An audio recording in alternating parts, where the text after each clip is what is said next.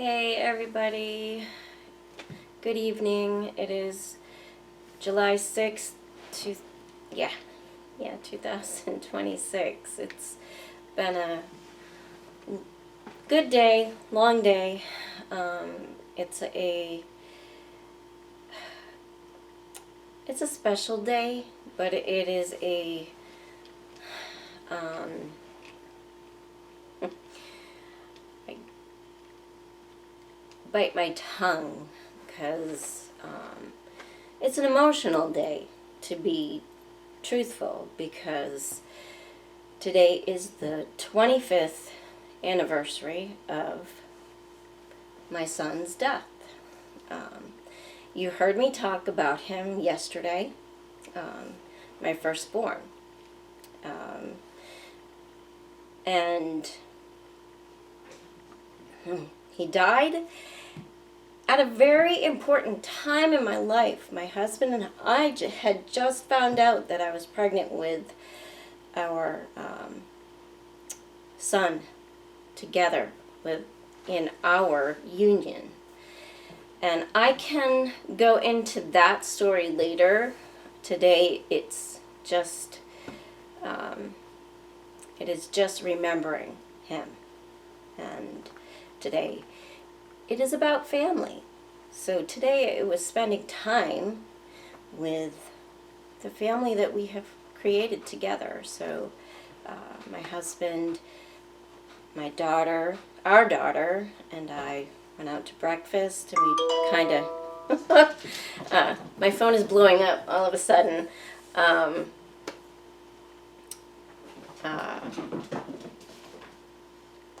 We went out to breakfast, and then we kind of tooled around in town, and just kind of window shopped and did a few errands, and came home, and I did a few things, and waited for our son, who he and my husband had been on vacation for about a week and a half. They had actually taken a Camaro that had belonged to my husband's stepbrother. They had gone with Craig's other brother to Austin, to drive the Camaro down to Austin, and get that to his younger brother. So when they got back, they spent a week home. So our son, Aaron, went back to work today, but Craig, my husband Craig, stayed home. And we just kind of, today was a slow day. It was about being with family and just remembering and breathing, which is important. It's important, especially in these times where it's so fast-paced, where we're always doing something, and it's important to slow down, and it's important to remember, and it's important that this little person, he was 5 years old when he died,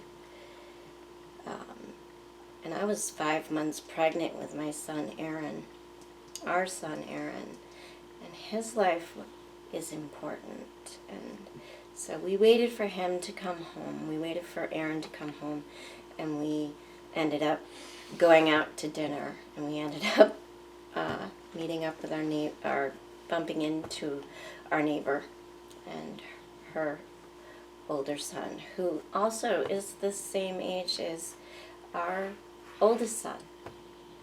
And it's just neat. But I was reminded of a Bible verse that kept coming to my mind as I was mourning and grieving the loss of my son.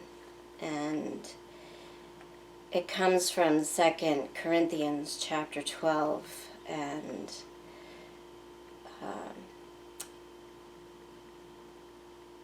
I will do my best to read it without emotion.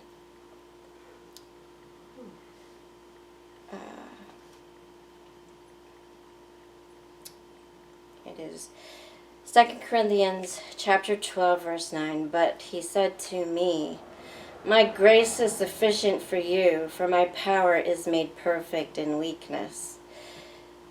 Therefore, I will boast all the more gladly of my weaknesses, so that the power of Christ may rest upon me. And I was weak. So weak that I didn't know if I really had the power to carry on. And that was hard to say, hard to do, because, you know, when you have life inside of you and carrying it, that's hard. I wanted that baby. I had prayed for that baby. And I was told before I even had that baby that I had to have a blood test because I was going in for fertility treatments, because I was told I couldn't have children at the time. And I had to have a blood test. The blood test came back that I was pregnant, and there was a woman standing next to me, and I told the receptionist at the desk, I said, make sure you've got the right person's name, because I'm not leaving here without that. And I'm crying, and she's like, she doesn't believe the results. And they're like, she's pregnant. Tell her it's the correct name. And I handed the prescription, and I said, I guess I don't need this. I walked out. So walking out of the hospital, knowing that I had to I was not going to have a 5-year-old to take care of, yet I was going to give birth to another child in a few more months.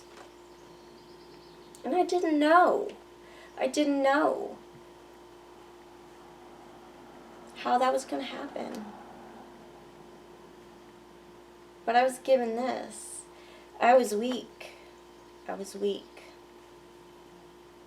But God's grace. God said, my grace is sufficient for you, and my power is made perfect in your weakness. So you can stay in your weakness. Just stay in the weakness. Trust in me. Believe in me. Let my grace fall on you. And as the weeks turned into months, I was able to gain strength. And I was able to hold that little baby and realize there was a loving God.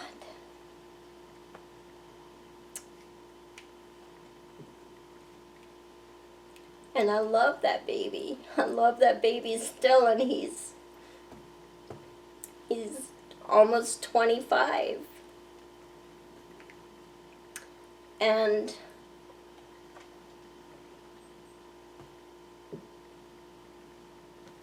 I thank God that I was given that baby to love, because the moment that he was put in my arms, I knew that even though I had something to love, he did not replace the child that died. He would never do that. He would never, ever do that.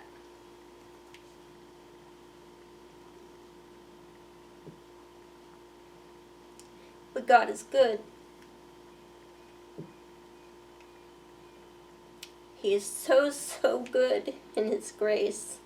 He has walked me through the fire of grief. I've been able to build a life around that grief. And I'm here to say that anybody who is going through something very similar, you can too. You do not have to do it alone. I did not do it alone. You are not alone.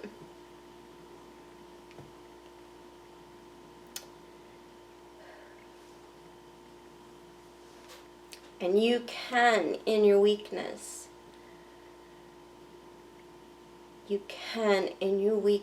just let God help you step by step. And you can build a life around that grief. And that life gets bigger. It does. It gets bigger. Until eventually, the grief kind of ebbs and flows. I allow myself today, this has been the first time that I've kind of just cried. I allow myself that because we're human. We're human. Jesus cried. Jesus wept. Jesus felt pain. And He felt it more so. I believe that because He was the perfect Son of God. He had to feel it even more so on our behalf.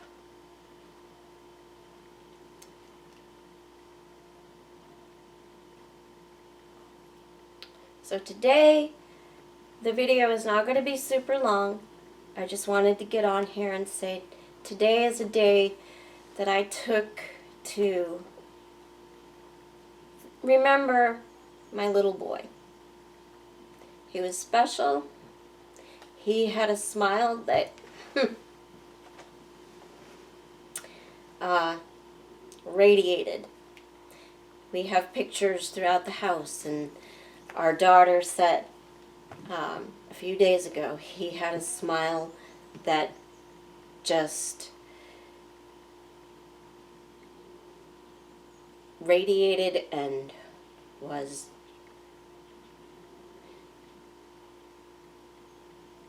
you just felt it. You felt his joy. You felt it. And his giggle, it was infectious. And his hugs were tight. And we were talking at breakfast about how I knew when he started flirting with waitresses, I said, oh no, I'm going to be in trouble when he reaches his teen years. And I told the kids tonight at dinner, I said, he would have set the bar. I am so sorry. We live in the country, and they love to tromp on their exhausts or on the gas. Anyhow, yeah, he and Dan probably would have done that too. So, oh well. And he would have turned 30 in March, so he'd be a grown man, so who knows. But yeah, I told the kids at dinner tonight, I said he would have set the bar on their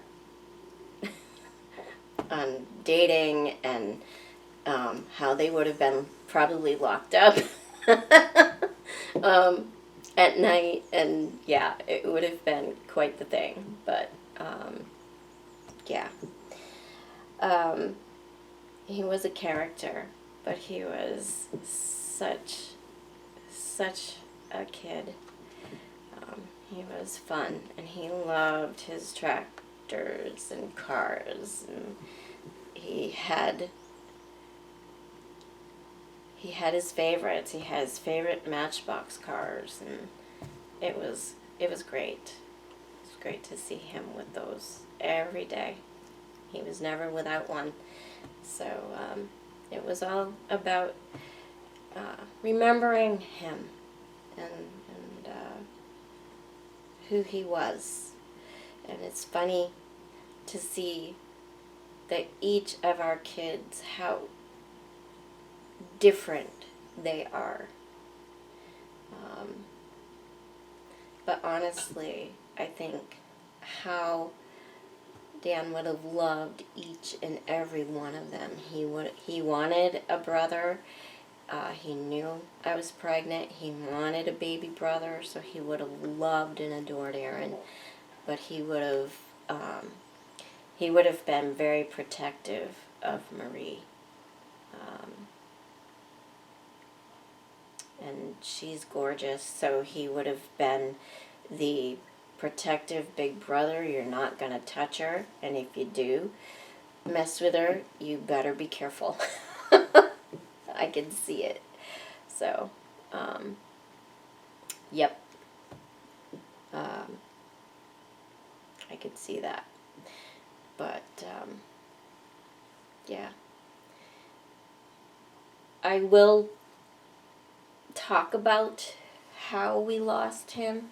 It is a long story, so you're gonna have to sit through it, because it's like a week and a half length of time.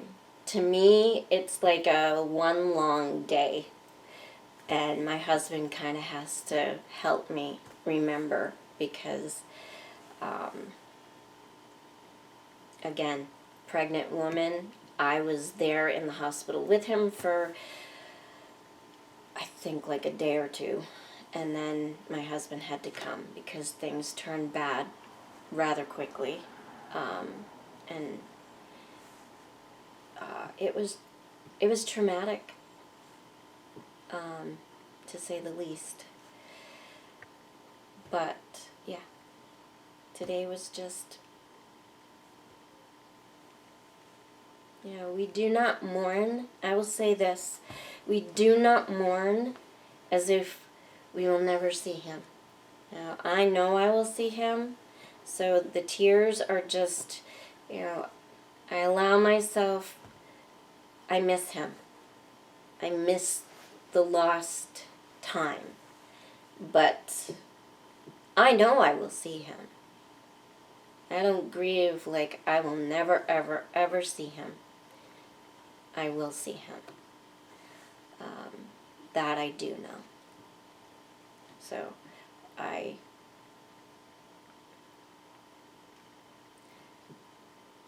there will come a day.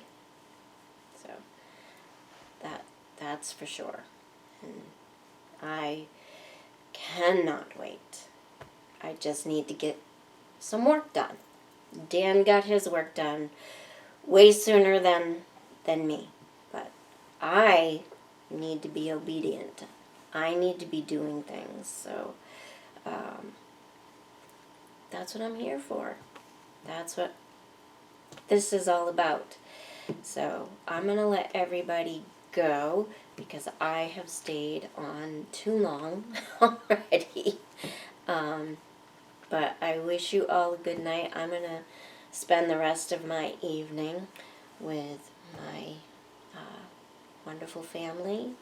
I hope you all spend the rest of the evening with your wonderful family. And I will be back if you would like to hear more about what happened to our son. Pop something down in the comments. Like, subscribe, shout out, do something. I would like to know. With that, I wish everybody a good night, and I will talk to you all very soon. Take care. God bless. Have a safe evening. Bye.